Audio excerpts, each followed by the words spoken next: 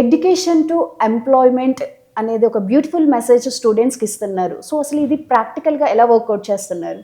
Education into employment అంటే నేను ఏం చెప్పగలనంటే, ఎడ్యుకేషన్ అన్నది ఏంటంటే అది ఒక సర్టిఫికేట్ కోసం, ఒక డిగ్రీ కావాలి, ఒక ఇంజనీరింగ్ కావాలి, ఇట్ ఈస్ మ్యాండేటరీ. ఒక స్టూడెంట్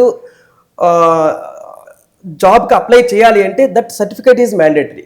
బట్ ఆ 22 years ఆఫ్ ఏజ్లో స్టూడెంట్కి ఈ employability skills, industry oriented skills అలైన్ నేర్చుకునేటువంటి ఒక టైం ఉండదు. అక్కడ అతను కాన్సన్ట్రేషన్ అంతగా పెట్టలేడు. దట్ మచ్ మెచ్యూరిటీ కూడా ఉండదు అనమాట. ఓకే, దానివల్ల ఈ ఎడ్యుకేషన్ ఏంటి, syllabus, whatever the syllabus is there, that they are teaching it and then they are writing the examinations and they are getting the certificate. Okay, దాని తర్వాత next level, it is called the next level of education. That is why it is called the next level of education.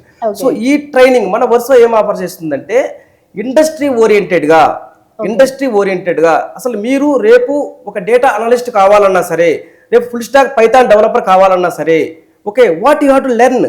You have to learn, obviously industry you have to learn కదా. మీరు industry నేర్చుకోవాలి అక్కడ. That means you have to learn about the roles and responsibilities ని మీరు అక్కడ study చేయాలి.